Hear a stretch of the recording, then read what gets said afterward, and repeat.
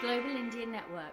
Print, TV, events, podcasts. Find out more at globalindianseries.com. Welcome back to the Global Indian Podcast, home to the greatest conversations and the official platform for people of Indian origin. Because yes, let's face it, we are everywhere. Now, you know, every single week we plunge into the human experience behind our perceptions of identity, take a second look at the countries we now call home, and tackle the big conversations. This week, as the temperatures rise here in the United Kingdom, and people are going out there sunbathing and putting on all the tans and lotions that you can imagine, there's a very important debate taking place, and that's inside Parliament. Now, many of you remember we did a podcast recording a while ago looking at climate change, and we had a guest that came on for a small snippet called Angus. Angus was a gentleman that I met outside of Westminster. He staged a 37-day hunger strike. He put his life on the line to ensure a vital debate was taking place that highlighted to the general public the real issues at hand. So I reached out to Angus as a quick touching base, and he pinged me this over just to give you all an understanding of the historical moments in which we live. Hi everyone, Angus here, giving an update on the climate crisis. So across all continents, we've been seeing increased record flooding events, wildfires, storm damage, heat stress, and also increased of vector-borne disease. We've also seen a number of recent scientific reports which are making it increasingly clear what risks lie ahead if we fail to reduce our carbon emissions. So what can be done about it? Well, most importantly, those countries that have most contributed to the problem, developed countries, need to recognize, acknowledge the role that they've played in getting us to this point, and also, really importantly, that the governments of those countries put in place the necessary policies to rapidly reduce their carbon emissions, as well as taking action. And what's happened in the UK? Well, I ended my 37-day hunger strike, and following on from that, yesterday we saw the UK's first ever high-level science briefing on the climate crisis for MPs, our members of Parliament. And it was on climate risks and impacts as it relates to the UK, as well as strategies to get this country towards net zero. So what lies ahead? Well, it's really difficult to tell, but I think activism will surely play an increasingly role in getting our governments to address this crisis. Thanks everyone, until next time, bye. So this got me thinking deeper. How much do we know about the real impact of climatic changes right the way across the globe? And who are some of the people within our own communities who are making a difference and taking a stand? I was directed to this incredible guy called Chris Desai by a dear friend of ours called Nikhil Mistry.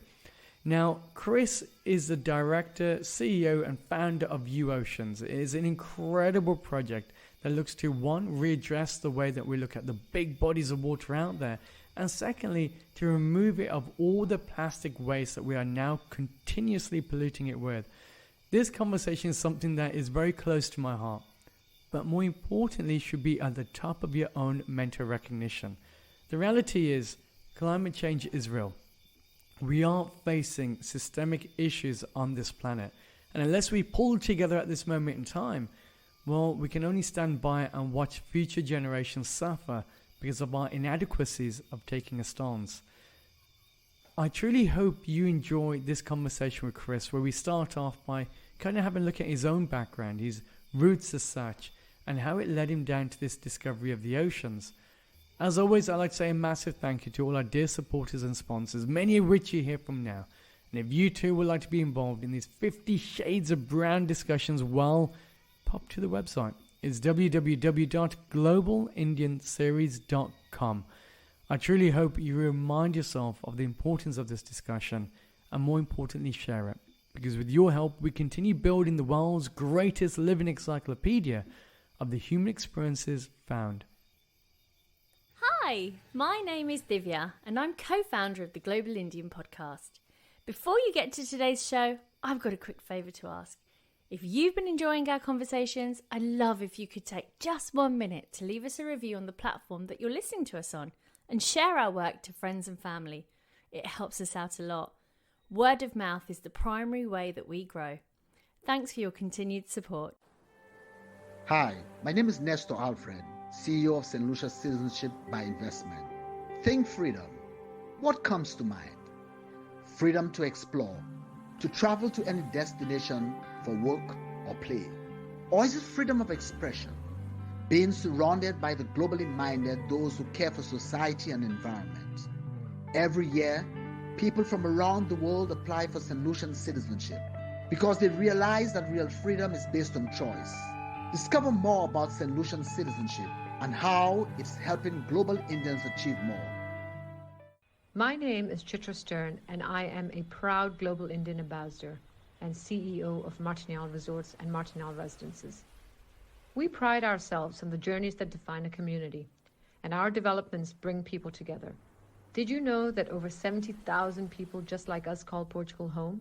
The Global Indian journey has brought people together in a meaningful way, and on behalf of all of us at Martiniale, we want to thank you for joining us in these remarkable conversations. We look forward to seeing you here in Lisbon post-COVID. Have a great day. And just move. Get up and just move. Get up and just move. Get up and just move. Chris, welcome to the show, my man. Thank you for having me. Do you know, you got this incredible background, and you were kindly introduced to me by a mutual friend, Nikhil, who is the videographer supreme in the United Kingdom. And I know we've been back and forth on the phone as well, and there's a lot of similarities. I think this morning, in a totally unromantic way, we've been sharing poetry. I'm having a look at the deeper expressions out there. But Chris, why don't you introduce yourself to the audience? Yeah, sure. I'm Chris Desai. I'm the founder and CEO of the UOcean Project. So my journey into conservation was not the typical one. You know, I think coming from a Gujarati, Ugandan background, you know, and being dual heritage as well, which throws in the mixing pot right there. You know, my world was very diverse growing up, you know, having this Eastern and Western culture, living in Leicester, which is a microcosm in itself.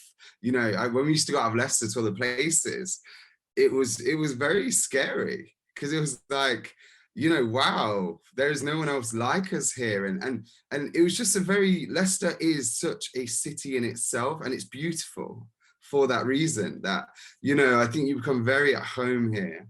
And, you know, because you've got such a mix of cultures and everything's available, you know, food wise and things like for you to eat, and just, you know, the temples, people, you know, depending. But I had a really good mix of both.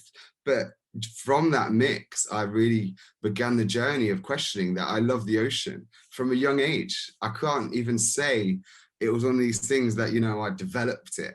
I mean, you know, from the moment I could walk, I was like, well, I wasn't walking, I was swimming. You know, I was in lakes, I was in rivers. I love being in water, you know, that connection. So from that, it just spurred on, you know, Leicester's being the most landlocked county in the UK. We're the furthest away from any water body there possibly is in the UK. I just used to go every weekend to the beach. Run me through then. So then where did the idea come from? Because you have worked right the way across the globe. I know you in Cayman Islands, even now with the UOcean Project. You have offices, satellite offices right the way across the globe. But what most people don't realize is that you literally banked on yourself. You gave up a big job. You sold your home in London to move down to Leicester, the beautiful capital of multiculturalism, to kind of fulfill this dream that you have. And I think we were joking on the phone that you decided to do things in reverse. You said, I'm going to set up a foundation first and then make my money, rather than doing what typically happens, which is make shitloads of cash out there and then finally develop some type of social consciousness and say, oh, by the way, I better do something in return here, almost like a bribery of sorts for the gods of good. Yeah. Run me through why was the oceans important for you? And then why take this project on? What was that turning point for you? Yeah, of course. So for many years, I was actually in the fashion industry, and it was traveling with work. I was an art director for a big fashion firm. And it was one of those that when I was in the factories, you know, be looking at new materials, fabrics, I started to ask that big question, why? or where in that respect. So it'd be like, why are we dyeing it with this ink? Why are we using so much water? Why are we doing this? And I realized these factories didn't have answers for it. It's just the way it was. It is what it is. Until, I've gone out of these factories, half a mile down the road and found the pipes where they're pumping ink into rivers and, and looking at polyester particles, and it's in the trillions going into the water bodies. And I started to ask those questions that this needs to change. This isn't acceptable. And ultimately, over a 10-year career in fashion, I just couldn't believe that there just wasn't the change that I thought would have happened. And I used to go sleep every day feeling like a hypocrite, saying, I love the environment, I love the ocean, and I'm knowingly working in a business. This was fast fashion as well. That is the second biggest polluter next to oil and gas. Wow. Yeah. And people don't think that. People think, fashion isn't like that. But I love fashion as it has the power to make statements to the world. It gives people, identity. It gives people that kind of, that empowerment. You can say anything with a t-shirt. We saw it a few months back, with any kind of movements. You had Black Lives Matters, everyone had the t-shirts. We have the environmental issues, people tying themselves to tennis court. Yeah. 1,000 days left. T-shirts and clothing, I believe, are very powerful. But I just knew I couldn't go on. I felt guilty. It's like I had this something inside of me that felt bad every time I made an order and made money. It was defeating the purpose of my job. And I literally got up and I left. And that was the journey. That's how it began. I went down to the Isle of Wight. I got on a sailing yacht and I spent 6 months at sea. 3 of those months on my own. The crazy guy. And I did 4,000 miles, achieved my yacht master, became a captain. And during this journey, I was meditating on the front of this boat. We was going off the coast of Cornwall. And there was actually 3 of us on the boat that time. And I just, honestly, during my meditation, I just had this vision and this idea that I knew I needed to repair the damage that I've caused. And not just that, I needed to tell the story better. I needed to connect the dots. I feel that my life has been so sporadic and I've, been in so many countries that I needed to connect these dots together, because if I can connect the dots, then people can see the circularity of their actions. And that's when the UOcean Project came about. So then what are the dots that UOcean has connected then for people? Do you know what? It's from plastics. It's that everything has a footprint, from the carpets that's in your apartment or wooden floors, carpets due to your sofa, down to the microphone, to our phones, to our, our sports clothing, every single thing, every wash that you wash your polyester clothes with, releases around, I believe it's 7 million plastic particles down your drain of plastic. And only in the last couple of months there's been so many research reports that have now said 7 out of 10 humans that were sampled have plastic in their organs and their bloodstream, and we just don't know the effects of this right now, on our bodies, but we can all assume this is not going to be good. And that's what we started to do. So we went through education, cleanups, and then ultimately now legislation. And with, Nikhil, our videographer, we started to narrate that story, to towns like Leicester, Birmingham, Nottingham, Manchester, London. And then, like I said, we've got 18 sites now in the UK and 50 globally. So it's about connecting communities together to look at their actions, to look at business. Why is business still polluting the oceans, whether it's inks, whether it's plastic, whether it's carbon, and it's asking those questions. And you educate a child about ocean plastics and that it starts in their house, that it starts in their rivers, it starts in their canals, and they will start to change their behavior. We will say we don't have the solution, the ultimate solution, but we're definitely starting the conversation. I think that's the thing, though, isn't it? Is the conversation to say, well, where are we heading to? And as even if we, as you drink that water, when we have a look at the water in the UK, especially that in London, it's got the 7 kidneys approach. So it's been cycled through 7 times, 7 different individuals, and you're having a whole plethora of different things that are now coming into the water stream. And that's what we're drinking. And so it's not a surprise then that we're starting to have the ales that we've never had before. In the last couple of decades, where we've now headed to as a society is a very scary place. So then what are you doing to lobby against the big brands, the big fashion houses? Look, enough is enough, because we've seen this type of rise of people. I know we had on the podcast a while ago, Angus, who was on a hunger strike outside Westminster, and he forced then the government to do an open debate about what's happening with climate change. But likewise, with the work that you guys do, it's as much as it is clearing up the oceans and the rivers and bodies of water, is also ensuring that we're not polluting them in the first place. So Yes. what have you done along those lines? Of course, we believe in a multi-tiered approach. I think one of the things with the UOcean Project is that we're not on a witch hunt. I think there's so many charities out there, that we've spoken to, and they are just trying to put people, get their back up. And that was never our case from the start. And the reason why, I think, is my background, being in fashion, being in this powerhouse that, at one point was creating 4.5 million t-shirts a month. It wasn't that we were doing it on purpose. It's that I wasn't thinking. It was never brought to our attention. It was only myself that kind of started to think through my own personal research that made me change, that made me try and change the company. But then I realized, wow, they're not looking to change because it's just profit margins. And then when I started to educate them, and then when it started coming from, the high street stores, they started saying, we need credentials, we need green, we need this. Then it started to change, and massive changes were made. But still, I think, fast fashion isn't sustainable as a concept, and that's why I had to leave. But yeah, so what we're doing is we're working with these companies. We're not here to say, what you're doing is disgusting. Their actions may be, but a lot of time, and you can see this in any industry, unless you have that infrastructure, you can't facilitate that massive change. So it's like saying to the oil and gas industry, you're the devil. Well, the very laptop that we're talking through right now is made of plastic.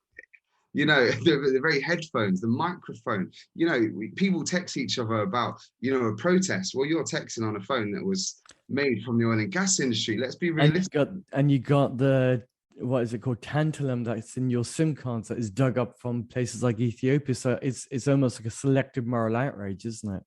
And that is what we don't want to be. We're just here to say, look, these are the facts. We have a marine biologist we work with, Dr. Dryden, and it's very much like, these are the facts.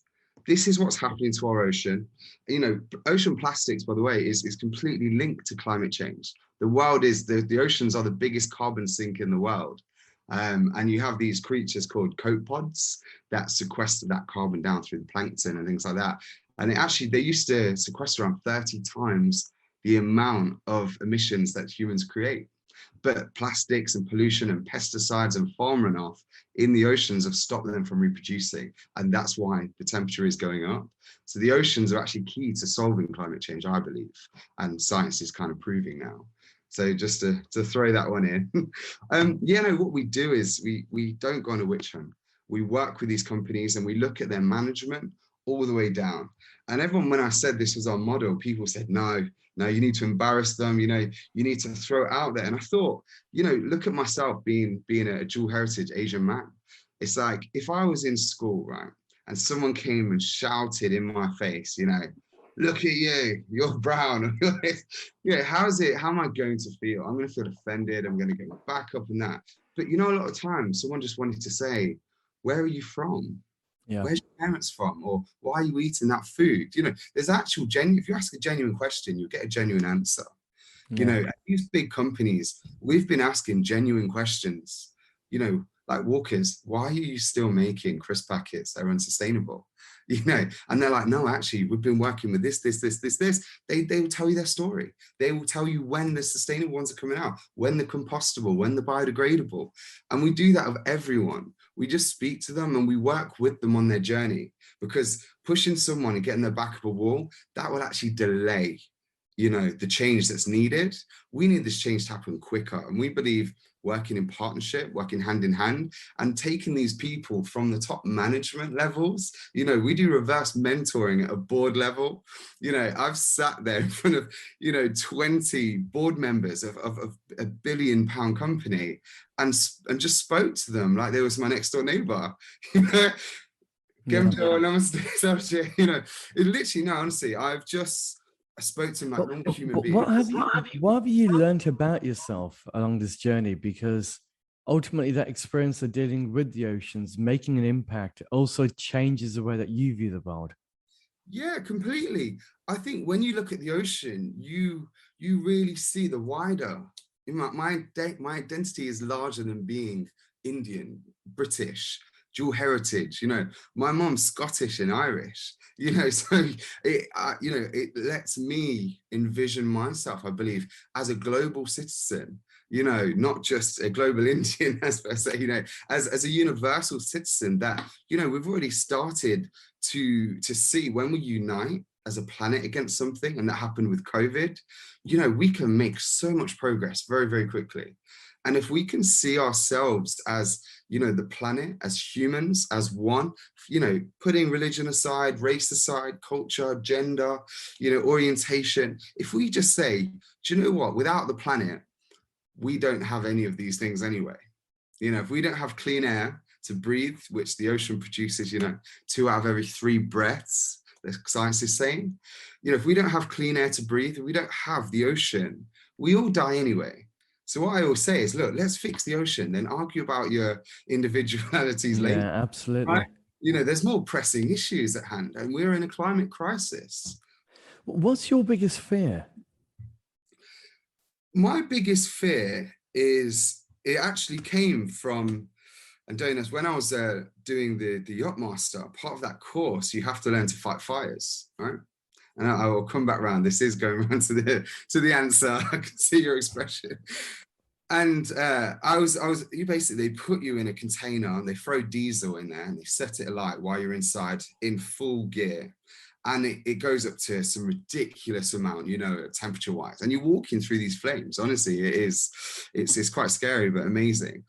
And so you're with a firefighter and they lead you through and they're telling you how to go through it and to navigate to get people out in case the boat was ever on fire, And part of that, he said to me, always check the closets.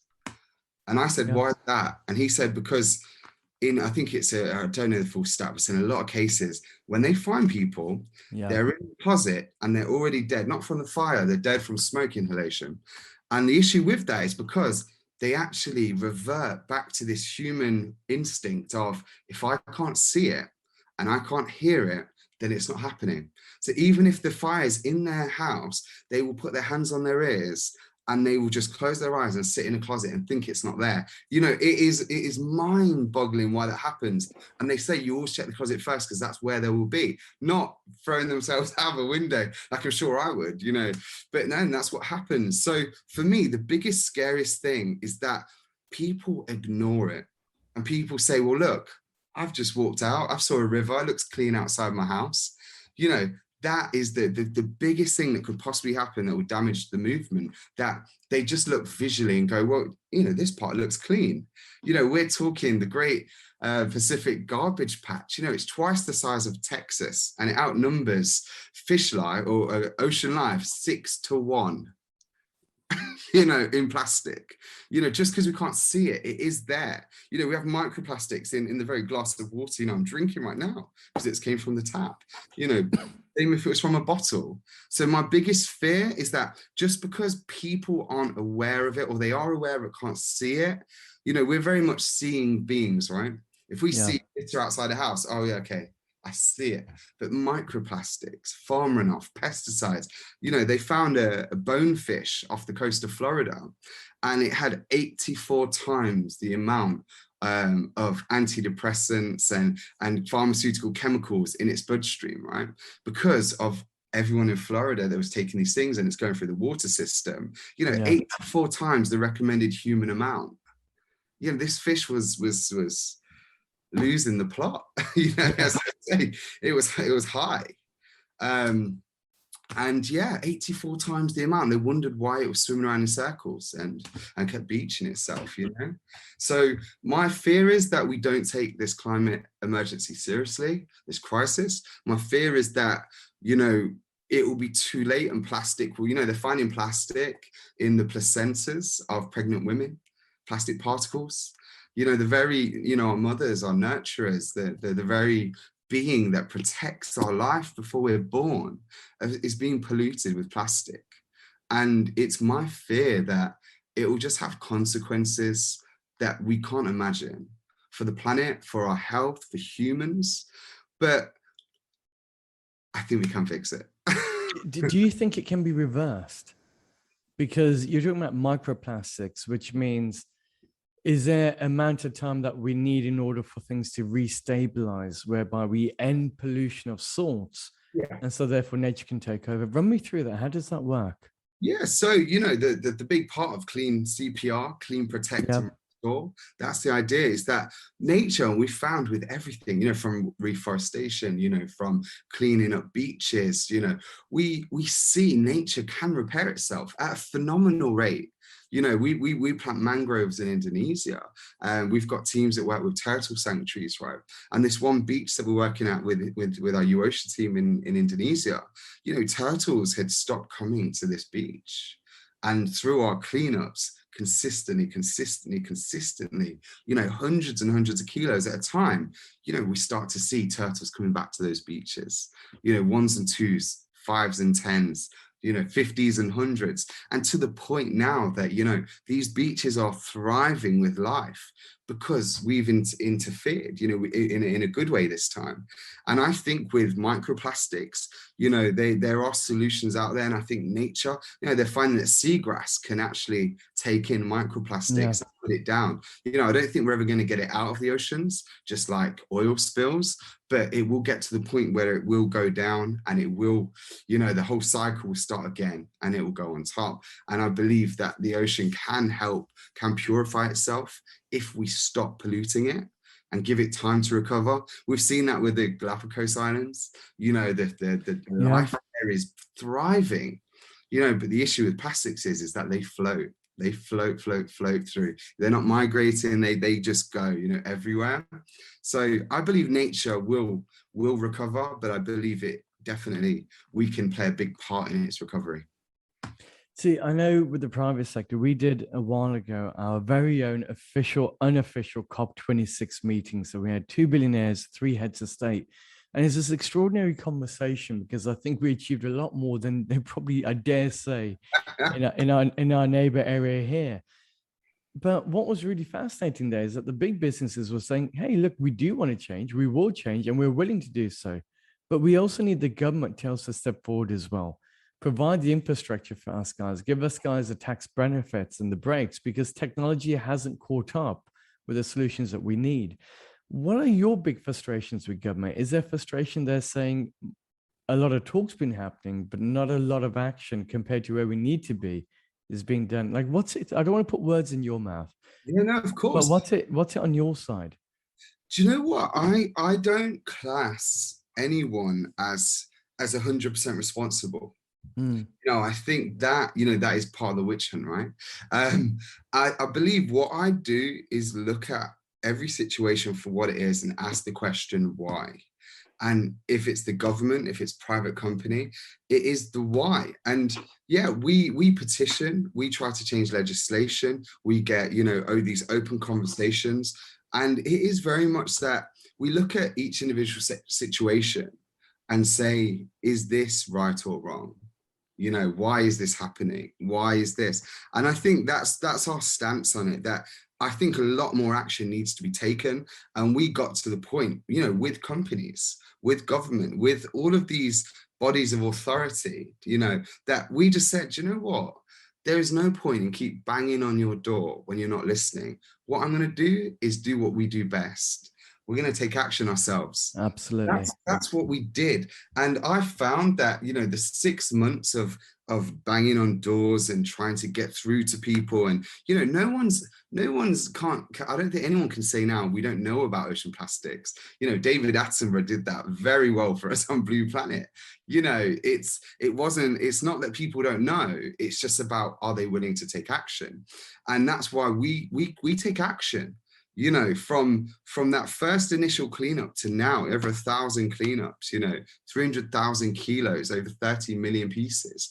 It's like, because we're taking action, it makes government listen. You know, social media, you as the global Indian, you will know this.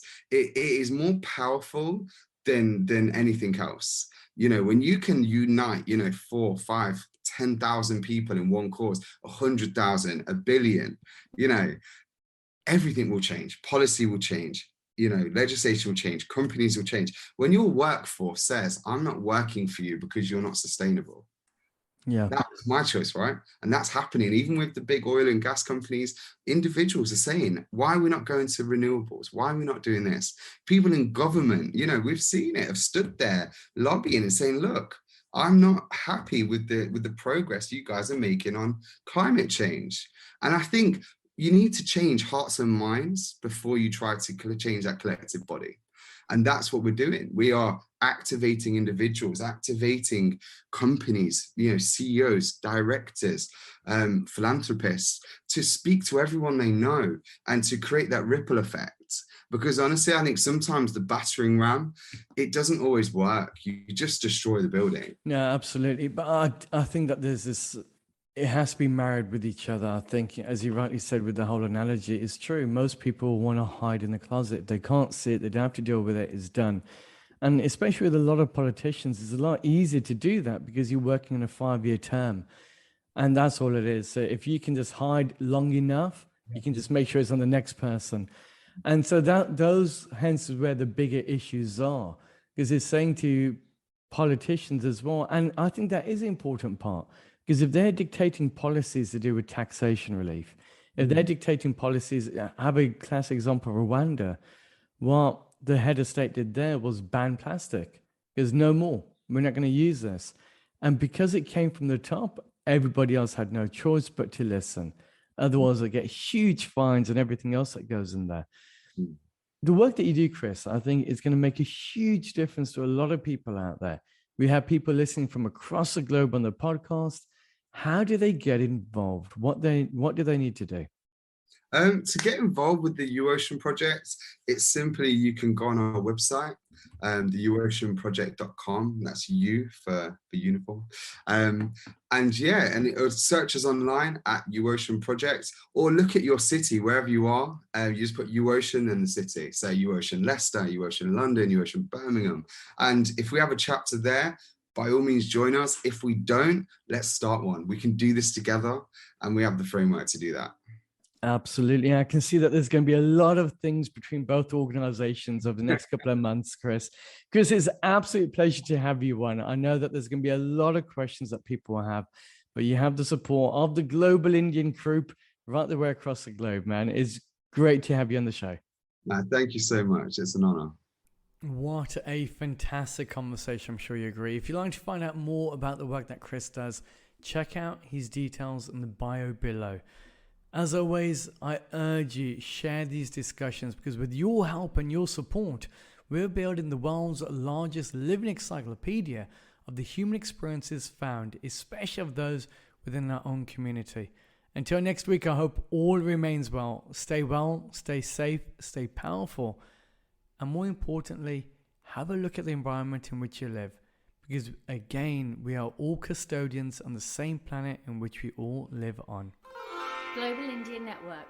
Print, TV, events, podcasts. Find out more at globalindianseries.com.